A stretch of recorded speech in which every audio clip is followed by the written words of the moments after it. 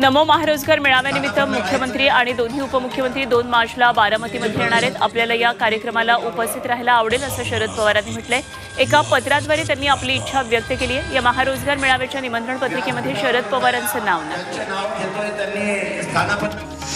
मवियाचं जागा वाटप अजून ठरलेलं नाही। निवडून येण्याची क्षमता हाच आपला फॉर्म्युला असेल असं काँग्रेसचे नेते बाळासाहेब थोरात म्हणाले। सिल्व्हर ओकवर मवियाची बैठक झाली आणि या बैठकीला काँग्रेसकडून बाळासाहेब थोरात, नाना पटोले, ठाकरे गटाकडून संजय राऊत उपस्थित होते।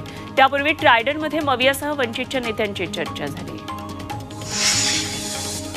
कोल्हापूर लोकसभा मतदारसंघावरून महाविकास आघाडीमध्ये एकमत झालंय आणि या जागेवर छत्रपतींच्या घराण्यातील कोणीही लढावं आणि महाविकास आघाडीतील कोणत्याही पक्षाच्या चिन्हावर निवडणूक लढावी त्याला महाविकास आघाडीचा आक्षेप असणार नाही असं नाना पटोलेंनी सांगितलं।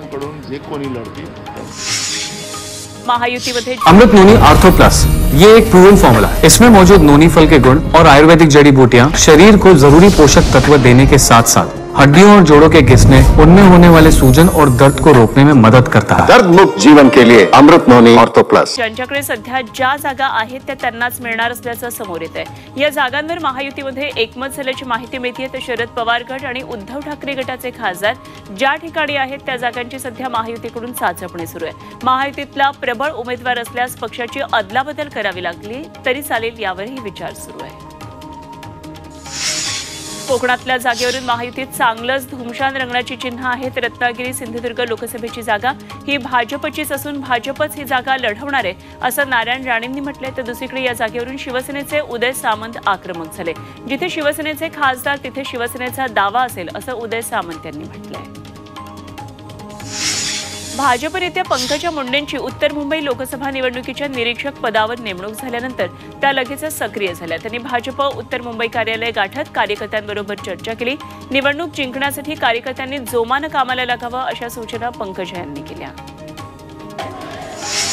भाजपनं इतर पक्षातील लोकांना घेऊन पंकजा मुंडेंवर अन्याय केला। पंकजांना फक्त पक्ष निरीक्षक हे पद देऊन बोळवण केली आहे। भाजपला पंकजांचा विसर पडणं म्हणजे गोपीनाथ मुंडेंचा अपमान करण्यासारखं आहे अशी टीका खासदार विनायक राऊत यांनी भाजपवर केली आहे। पक्षाने खूप अन्याय केलेला आहे।